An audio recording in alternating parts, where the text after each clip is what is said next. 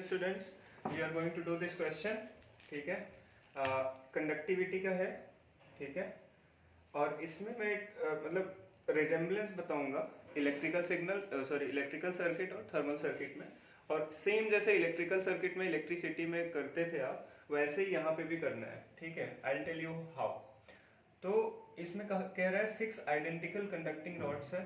ठीक है, एक ये हो गया 1 2 3 4 5 and 6.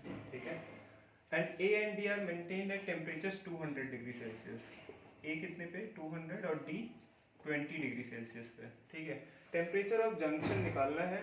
तो आपको ये जानना है कि अगर ये रॉड है राइट, तो इसका लेंथ होगा और इसका क्रॉस सेक्शनल एरिया होगा. ठीक है, अगर if these rods are connected side by side about the length, जैसे एक रॉड लिया आपने, दूसरा रॉड कांटेक्ट में रख दिया, thermal heat transfer will take place through the contact से हीट ट्रांसफर होगा राइट. अगर इन्हीं दोनों रॉड को आप ऐसे head to head across the cross section अगर आपने रखा, ठीक है, तब ये सीरीज कनेक्शन कहलाएगा. ठीक है, सीरीज में और ये पैरेलल में. Okay, please ignore the background noise, everybody has to work, I always repeat. Okay, parallel and series. ठीक है, ये पैरेलल और सीरीज का कॉन्सेप्ट तो समझ आ गया. अब करेंगे कैसे? जैसे आप इलेक्ट्रिकल सर्किट में थोड़ा सा मैं बता दूं, क्या होता था, रेजिस्टेंस आपका होता था और यहाँ पे एक बैटरी लगाते थे ना. उसी तरह से इस केस में अगर मैं कह रहा हूँ कि इसको मैं 200 पे मेंटेन कर रहा हूँ और इसको 20 पे, तो जाहिर सी बात है यहाँ पे कुछ ना कुछ हीट सोर्स होगा राइट. 20 कैसे मेंटेन होगा? You must have a heater, और 200 पे भी कुछ हीटर लगा होगा. ठीक है, तो ये आपका फर्स्ट एंड लास्ट पॉइंट हो गया. जैसे इसमें कहते थे ना, ए और बी के बीच वोल्टेज निकालो, करंट निकालो, इक्विवेलेंट रेजिस्टेंस निकालो, वैसे ही. तो यहाँ पे भी जो दो पॉइंट मेंटेन किए जाएंगे उनके बीच सारा सर्किट का हम देखेंगे. ठीक है, अब देखो यहाँ पे क्या होता था, इलेक्ट्रिक करंट एंड इलेक्ट्रिसिटी में I equal to V upon R. I current, V voltage, R resistance. Thermal circuits में सेम क्या क्या हो सकता है मैं बताता हूँ. ठीक है, I इक्वल टू, I क्या होगा, करंट है राइट, और थर्मल फील्ड में हो जाएगा, कंडक्टिविटी में हो जाएगा हीट करंट, Q डॉट. इसकी यूनिट बहुत इंपॉर्टेंट है, वॉट है. ठीक है, और V की जगह पे थर्मल में क्या हो जाएगा, डेल्टा T, टेम्परेचर डिफरेंस. ठीक है, इसकी भी टेम्परेचर डिफरेंस की unit can be anything right, sorry can be anything नहीं, कैन बी डिग्री सेल्सियस और केल्विन, दोनों सेम होता है अगर आप डिफरेंस निकालते हो तो. ठीक है, R क्या होगा, R होता है L अपॉन के ए. L लेंथ है, ठीक है, K क्या है, एरिया, ये क्रॉस सेक्शनल एरिया है. ठीक है, K क्या है, थर्मल कंडक्टिविटी, थर्मल कंडक्टिविटी. ठीक है, अब इन सब की यूनिट आपको पता होना चाहिए. थर्मल कंडक्टिविटी की यूनिट बताओ, वॉट पर मीटर केल्विन या फिर वॉट पर मीटर डिग्री सेल्सियस. अब देखो रेजिस्टेंस, थर्मल रेजिस्टेंस की क्या यूनिट होगी बताओ, डिग्री सेल्सियस पर वॉट. और नो वेट, हाँ ये रख दो, करके दिखा देता हूं आपको. मीटर अपॉन वॉट पर मीटर केल्विन, और यहाँ पे एरिया का मीटर स्क्वायर हो गया. ठीक है, ये एक कैंसिल हो गया और ये इससे कैंसिल हो गया. केल्विन पर वॉट, और क्योंकि हम इसमें डेल्टा टी लेते हैं तो केल्विन की जगह पे डिग्री सेल्सियस भी हो जाता है, हो सकता है डिग्री सेल्सियस पर वॉट. ठीक है, ओके, नाउ इतना समझ में आया. अब बस यही रूल अप्लाई करना है. तो यहाँ पे ये वाला फॉर्मूला किस में बदल जाएगा बताओ, Q dot is equal to V, Q dot equal to V यानी delta T upon R thermal. ठीक है, R थर्मल. ठीक है, ओके, R थर्मल. तो यही वाला फॉर्मूला हमें, यही मेथड हमें लगाना है ये थर्मल सर्किट में. ठीक है, as I call it thermal circuits, right. जैसे इलेक्ट्रिसिटी में जो सर्किट होता है वैसे यहाँ पे भी, ठीक है। आपको क्वेश्चन में दिया है, चलो ये रहने देते हैं। अब देखो आर थर्मल को रिलेट करते हैं क्वेश्चन के हिसाब से। R thermal was L upon K A. Bye the वे ये सब आया कहाँ से है, just very quickly, Q equal to K A delta T upon L. ये वाला फॉर्मूला आपने पढ़ा होगा, Q डॉट, डॉट का मतलब टाइम के साथ Q अपॉन टी है। अगर Q, ठीक है, Q अपॉन टी, तभी वो वाट आ रहा है, T मतलब टाइम, Q अपॉन टी, ठीक है। यहाँ से तो इसको हम इस फॉर्मेट में लिखने के लिए K को नीचे लाते हैं, L अपॉन के हो जाता है जो थर्मल रेजिस्टेंस हो जाता है, ठीक है। बट आपको बस ये फॉर्मूला, ये बस ध्यान में रखना है कि पोटेंशियल की जगह पे डेल्टा टी होता है, रेजिस्टेंस की जगह पे आर थर्मल होता है, ठीक है, और हीट करंट की जगह पे थर्मल करंट होती है, या हीट ट्रांसफर रेट भी कहते हैं उसे, ठीक है। थर्मल करंट को हीट ट्रांसफर रेट भी कहते हैं। अब देखो यहाँ पे सीरीज और पैरेलल फाइंड आउट करते हैं, कौन सा सीरीज में है। आर थर्मल पे अभी आते हैं थोड़ी देर में। ए बी, ठीक है, ए बी को यहाँ पे अगर ये दो, सेकंड वाला और थर्ड वाला, सारे रॉड को अगर आप रेजिस्टेंस की तरह आप डिनोट करो, ठीक है, तो क्या आएगा आपका, ठीक है। ये आया इधर, इधर ऐसे, और यहाँ पे एक रेजिस्टेंस और, ठीक है, ये वायर की तरह मान लो, तो एक रेजिस्टेंस और।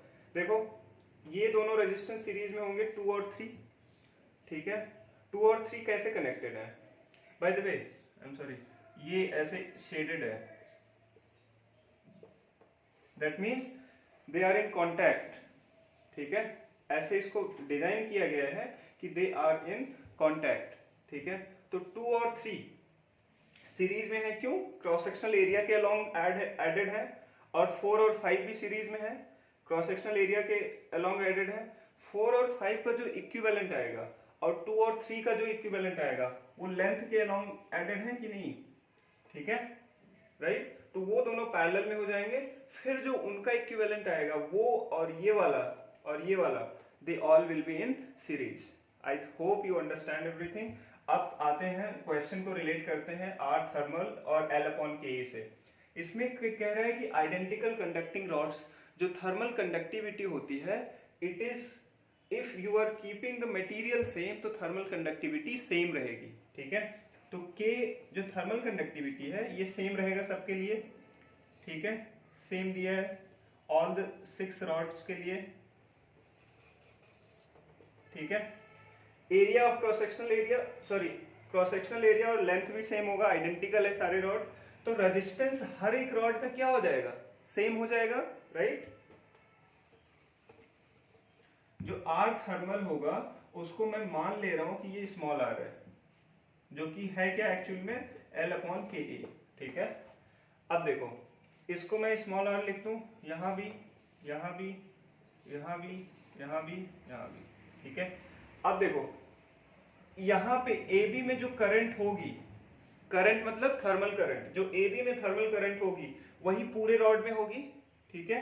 अगर मैं A और D के बीच में करंट निकालूं, वही तो AB में करंट होगी, क्योंकि सीरीज का कॉन्सेप्ट यही होता है कि करंट रिमेन्स सेम, ठीक है। तो इसको अगर सिंप्लीफाई आप करोगे तो यहाँ पे एक रेजिस्टेंस ये R हुआ, इन दोनों का इक्विवेलेंट क्या आएगा बताओ, R और R का 2R, और इधर भी R और R का 2R, और जो आया वो ये वाला रेजिस्टेंस R एडेड है।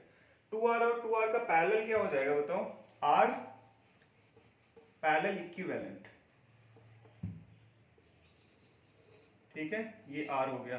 टोटल इक्विवेलेंट रेजिस्टेंस A और D के बीच में कितना आ गया, 3R, A और D के बीच में। और A और D के बीच में अगर हीट करंट निकालना हो, QAD कितना हो जाएगा बताओ, delta T means 200 minus 10 upon equivalent resistance कितना आ गया, 3R, राइट। अब यही QAD जो करंट होगी वही तो होगी AB में करंट, ठीक है। QAB कितना होगा बताओ, QAB हो जाएगा डेल्टा टी क्या हो जाएगा 200, और हीट हमेशा जैसे potential current flows across high potential to low potential, वैसे ही यहाँ पे heat current will flow from high temperature to low temperature, right. 200, तो ए से डेल्टा टी कहाँ से हो जाएगा 200 माइनस टीबी। एक तरह से आप डायरेक्शन ऑफ हीट करंट दे रहे हो। अगर हाई टेम्परेचर, अभी मैंने टीबी माइनस 200 किया होता तो मुझे माइनस लेना पड़ता, क्यों? क्योंकि टीबी का टेम्परेचर जाहिर सी बात है कम है, क्योंकि डी का कम है, तो हीट करंट की जो डायरेक्शन है 200 से 220 तक ही रहेगा, इसी साइड रहेगा। तो इसीलिए मैंने पहले से ही आई नो की direction of current from A to B है, तो high temperature minus low temperature upon कितना रेजिस्टेंस है आर, है कि नहीं? ठीक है,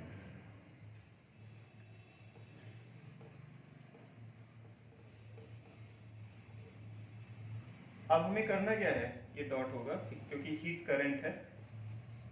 बाय द वे मैं लिख देता हूँ Q डॉट मतलब Q अपॉन टाइम रेट, ये अगर जूल में है तो ये अपॉन सेकेंड वाट में हो जाएगा, ठीक है। तो QAB is equal to QAD, alright. QAB कितना है, बस रखना है हमें सीधा सीधा और आंसर निकाल लेना है। QAB हमें पता है 200 minus TB upon R is equal to इधर 200 minus 20 upon 3R. R cancels out. You have to find the temperature of the junction B निकालना है, ठीक है। करते हैं 3 to 600 minus 3 TB is equal to 180, ठीक है। यहाँ से 3 TB की वैल्यू कितनी आ जाएगी बताओ। 600 minus 180 कितना आ जाएगा, आई थिंक 420, राइट। तो यहाँ से टीवी कितना आ गया 420 अपॉन 3, 3 1 जा 3, 3 4 जा 12, 140 डिग्री सेल्सियस, ऑलराइट। ऐसे ही आपको सारे क्वेश्चन करने हैं, ठीक है। And thank you so much, do subscribe to the channel and keep sharing the video and keep learning, thank you.